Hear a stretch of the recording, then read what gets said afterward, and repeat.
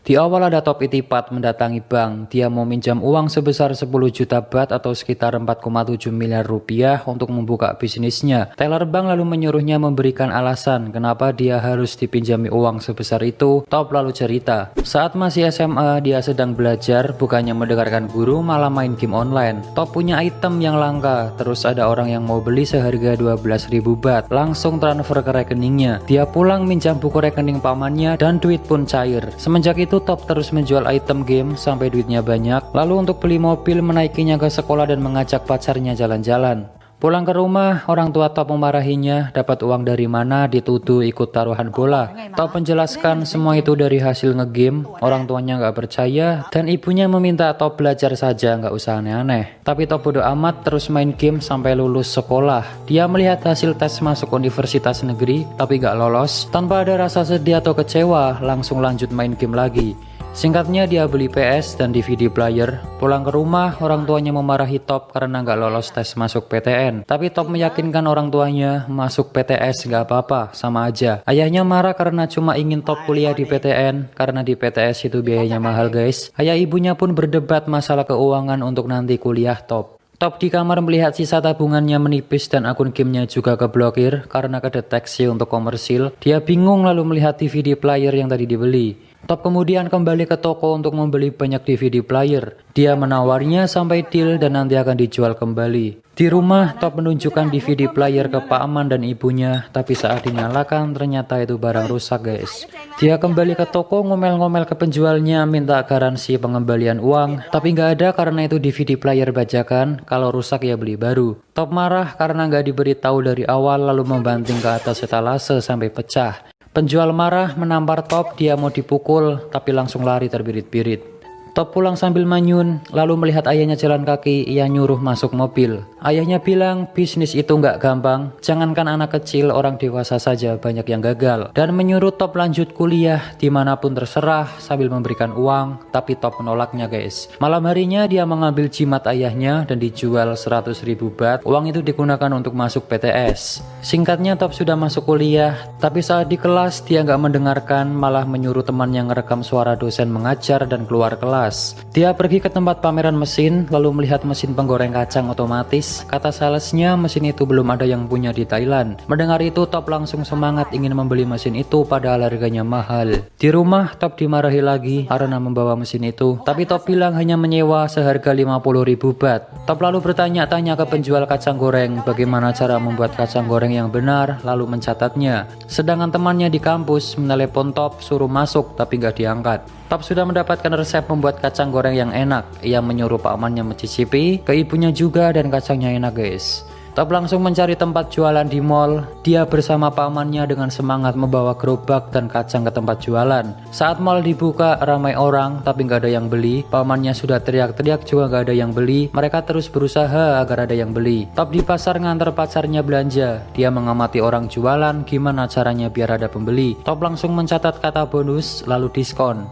Saat ngobrol dengan pacarnya, Pak Man Top menelepon bilang dagangannya nggak laku. Sudah melakukan apapun tapi tetap nggak ada yang beli. Saat menunggu pacarnya di depan toilet, Top melihat orang minta sumbangan dan di situ banyak yang memberi. Dia langsung berpikir, ternyata tempat juga berpengaruh agar ramai yang datang. Top langsung meminta pindah tempat karena sebelumnya banyak saingan. Dia pun boleh pindah di pintu masuk mall. Saat di kelas sedang ujian, dia kebingungan mengerjakan soal. Lalu teleponnya berbunyi, Top langsung mengambil HP-nya dan minta izin ke pengawas untuk mengangkat. Tapi nggak boleh, nanti bisa dianggap berbuat curang, lebih baik dimatikan. Tanpa pikir panjang, dia langsung keluar kelas memilih mengangkat teleponnya daripada ikut ujian. Ternyata pamannya yang nelpon bilang dagangannya laris. Top langsung membawa kacang lagi, benar saja ramai pembeli sampai kekurangan kacang. Top lalu bilang ke pamannya akan buka cabang lagi. Dia buka cabang dan sudah punya karyawan guys. Saat itu juga pacar Top datang bilang intinya kuliah dulu baru nanti kerja demi masa depan kita. Tapi Top cuma diem. Besoknya Top masih bandel nggak masuk kuliah dan ditelepon temannya dia dipanggil dosen karena terancam mau dikeluarkan. Tapi Top gak ngurus, dia tetap jualan. Di tempat jualan, Top dimarahi pemilik mall karena asap dagangannya itu mengotori plafon. Dia diancam akan dibatalkan kontraknya. Tapi Top berjanji akan mengecat ulang plafon, lalu dia diberikan syarat besok harus selesai. Kalau enggak, kontrak batal. Top langsung ngecat ulang plafon dibantu pamannya, tapi pengunjung merasa terganggu. Dia kembali dimarahi dan disuruh malam saja ngecatnya. Malam harinya Top kembali ngecat, sekarang dibantu ibunya. Satpam datang bilang mall mau ditutup. Top bilang sedikit lagi, si satpam masih nggak boleh, sudah waktunya tutup, nanti bisa kena sanksi. Top langsung ngambil uang untuk nyuap si satpam. Satpam menatap ibu Top dan menyuruh anaknya diajari kejujuran serta tanggung jawab. Uang dikembalikan lalu menyuruhnya segera pergi. Top jalan keluar sambil marah karena target pekerjaannya gak tercapai. Ibunya pun menenangkan sambil bilang ikut saja ibu ke Cina. Karena orang tuanya Top mau pindah ke Cina dan mulai hidup baru guys. Mendengar itu Top tambah marah karena gak diajak bicara sebelumnya. Top bilang nanti pasti bisa, cuma butuh waktu untuk bangkit. Ibunya nangis dan Top kembali meyakinkan akan berusaha keras untuk membantu keluarga. Besoknya Top foto untuk paspor, tapi dia nggak fokus, melamun, dan saat mau difoto dia milih pergi. Dia menemui orang tuanya, bilang nggak bisa ikut ke Cina. Mau tetap di sini, akan bekerja keras dan berjanji akan mengembalikan orang tuanya ke Thailand. Dia pamitan sama ibunya dan ayah Top berkata, kita harus mengawali semuanya, jaga diri baik-baik, ayah sayang kamu, lalu pergi. Top langsung semangat bergegas kembali ke mall untuk mengecat plafon. Tapi Top dihadapkan kabar buruk lagi guys, beberapa dagangannya dihentikan karena masalah yang sama. Di rumah, Top termenung pusing, di depan ada tetangga yang gosip, ia ke gerbang ternyata ada surat pemberitahuan penyitaan rumah. Surat diambil dan dibuang. Saat jalan Top bertemu pacarnya sambil marah mendorong Top sampai jatuh. Dia marah karena Top gak pernah menghubunginya lagi. Top langsung meluk pacarnya.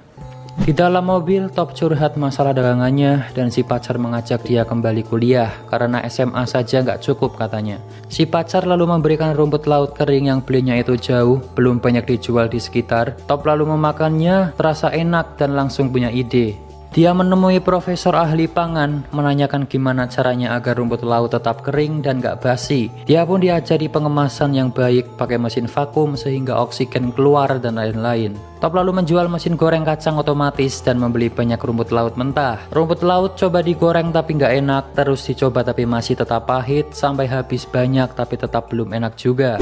Top lalu menjual komputernya untuk tambahan modal. Pamannya bilang, susulah ibumu, kamu sudah habis banyak uang tapi belum menghasilkan apa-apa. Tapi Top gak menyerah dan bilang, kita harus terus berusaha, kita harus yakin akan berhasil, itu sudah jadi pilihanku, kita akan sukses. Jika kita sudah mulai tidak boleh menyerah.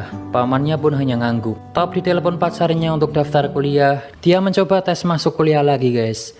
Malam harinya Top pulang, hujan besar membawa masuk rumput laut mentah. Saat di dalam merasa ada yang aneh. Top memanggil pamannya tapi nggak ada jawaban. Dia pergi ke belakang dan ternyata pamannya sudah tergeletak bersimbah darah. Top langsung membawa pamannya pergi dan rumput lautnya kehujanan guys.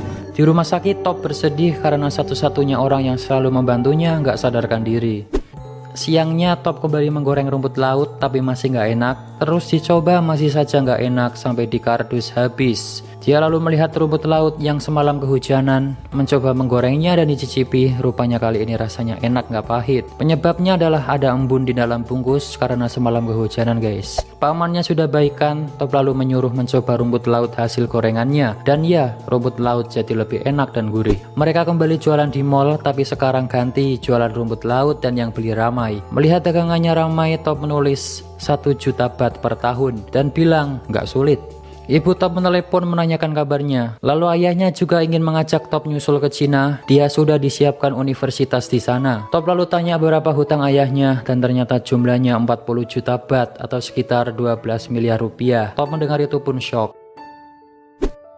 Kembali ke rumah, ternyata di gerbang sudah terpasang tulisan rumah ini dalam proses penyitaan bank. Top lemas, nggak percaya kejadian yang menimpa keluarganya. Sambil sedih, dia membersihkan foto keluarga, lalu melihat ada wadah obat di balik foto orang tuanya. Ternyata itu obat tidur, dia pun tambah sedih. Top lalu memutar kembali suara dosennya waktu itu direkam, isinya itu tentang motivasi. Jika kau berpikir kaya, maka kau akan kaya. Jika kau berpikir sukses, maka kau akan sukses, gitu intinya. Diulang-ulang terus. Sambil dengerin itu, Top ke 7-Eleven beli camilan. Saat jalan keluar, dia melihat ada 2 7-Eleven, langsung punya ide masuk ke dalam, minta nomor telepon kantor pusat. Di rumah dengan semangat, Top langsung menanyakan gimana caranya menjual produk di 7-Eleven. Top langsung ke kantor 7-Eleven, dia menunggu giliran dipanggil. Di sebelahnya ada orang yang juga akan memperkenalkan produk. Top melihatnya dan kembali punya ide. Di toilet dia langsung latihan seperti orang tadi. Top kembali menunggu sampai orang tadi sudah selesai, dan ternyata direktur ada rapat. Dia kembali disuruh menunggu lagi. Top menunggu sampai sore, direktur pun datang. Dia diberikan kartu nama dan disuruh meninggalkan produk. Nanti akan dicek karena direktur masih ada rapat. Tapi Top minta 10 menit saja untuk menjelaskan produknya. Produk diberikan ternyata belum layak dijual guys, karena kemasannya kebesaran dan kurang menarik, harganya juga kemahalan. Produknya ditolak.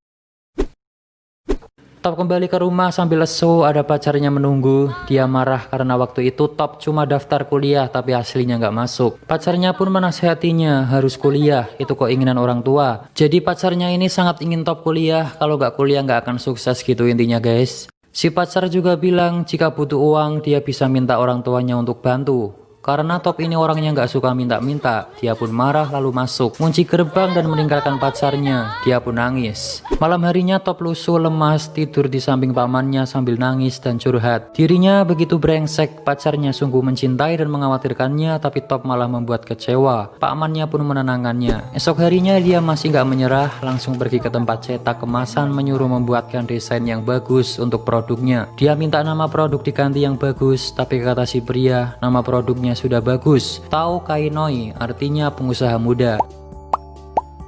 Singkat cerita, produknya sudah jadi sesuai omongan direktur dan kembali ke kantor 7-Eleven. Tapi ternyata direktur jadwalnya sangat padat. Top nggak apa-apa, dia akan menunggu. Dari siang sampai setengah 4, sampai ketiduran, sampai sore pun direktur nggak keluar, padahal mondar-mandir guys. Top merasa nggak ditanggepin, akhirnya pergi. Di lift, dia memberikan produknya ke satpam dan pergi. Top pergi, si direkturnya keluar nyari Top. Dia bersedih merasa gagal dengan tujuannya dan menelepon ibunya bilang akan menyusul ke Cina. Di lift ada karyawan melihat produk Top, dia tertarik dan mengambilnya, memberikan ke resepsionis, memakannya dengan lahap, dan memberikan ke koleganya karena rumput laut itu sangat enak guys. Ibunya Top bilang, ibu akan selalu mendukung Top, jangan menyerah, kamu akan memiliki masa depan yang indah. Si direktur masuk ke lift dan lihat produk Top sisa 1, dia sepertinya tertarik. Top dipanggil ke kantor guys, produknya diterima tapi ada syaratnya. Dia harus membuat 72.000 bungkus dan mengirimkannya ke 6.000 cabang 7-Eleven. Juga harus dicek kebersihan pabrik tempat produksi. Jika syarat terpenuhi, produknya diterima sepenuhnya. Top pun setuju. Di rumah dia kebingungan gimana caranya bikin 72.000 bungkus dan di mana dia harus menunjukkan pabriknya, sedangkan dia nggak punya pabrik. Nah kembali ke awal tadi guys, ternyata dia ke bank mau pinjam uang 10 juta baht itu buat bikin pabrik dan rekrut karyawan. Teller bank melihat dokumen Top, ternyata umurnya masih 19 tahun. Top dipuji masih muda, sangat bersemangat, bagus. Tapi bank gak bisa meminjamkan uang karena belum cukup umur. Dan keluarga Top juga punya hutang 40 juta baht, dia pun cuma diem. Di mobil Top sedih, lalu menyalakan musik dengan keras dan teriak kencang di dalam. Top kemudian menjual mobilnya dan memutuskan untuk terbang ke Cina menyusul orang tuanya. Di bis, dia melihat tiket pesawat. Langsung memukul gembok ruko lalu membuka pintu. Ternyata Top masih nggak nyerah guys. Dia ke toko bekas orang tuanya yang dalam proses penyitaan bank. Di tempat itu, dia akan mendirikan pabrik. Dengan hasil uang jual mobil dan tabungannya, dia gunakan untuk modal usaha. Saat di stasiun mau masuk ke kereta, Top melihat pacarnya sedang asik dengan teman. Kereta datang, ternyata dia sudah gandengan tangan sama cowok lain. Top hanya diam memandanginya sampai nggak ingat mau masuk kereta.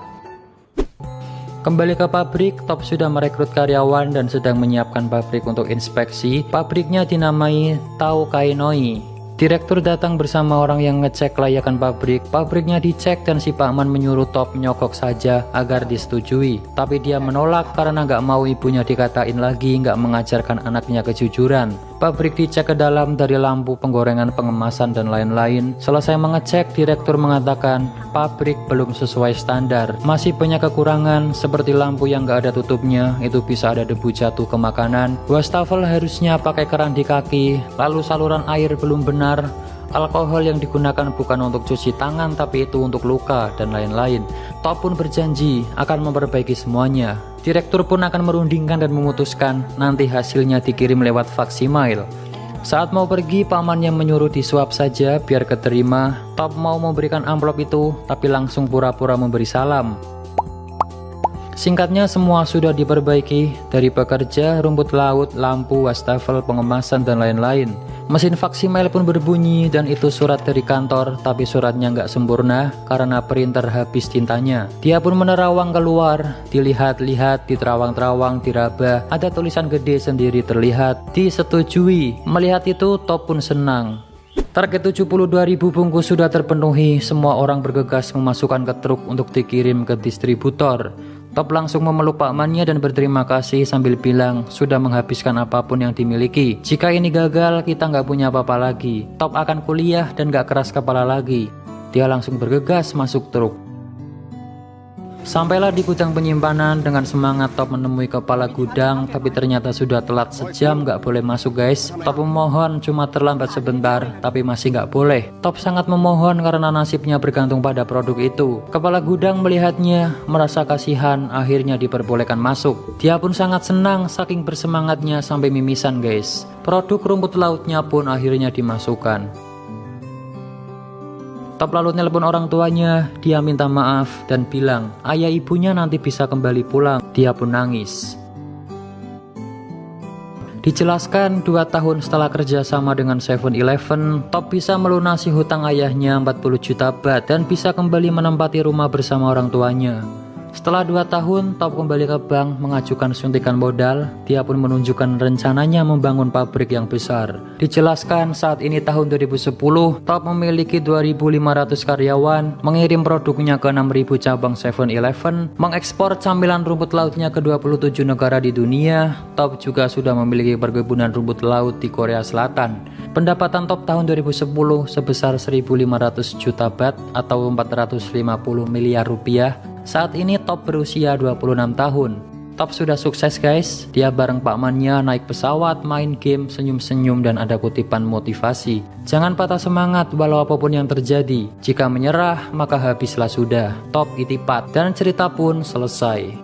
Film ini penuh motivasi yang bisa kita pelajari ya guys. Pertama, ketegasan si Top, kegigihannya, semangat mewujudkan impian, mau belajar, suka bertanya tapi untuk kebaikan dirinya, bukan tanya masalah hidup orang lain, pantang menyerah, tidak takut mencoba hal baru, ambisius, selalu memperbaiki diri dari kesalahan, dan percaya semua akan indah pada waktunya.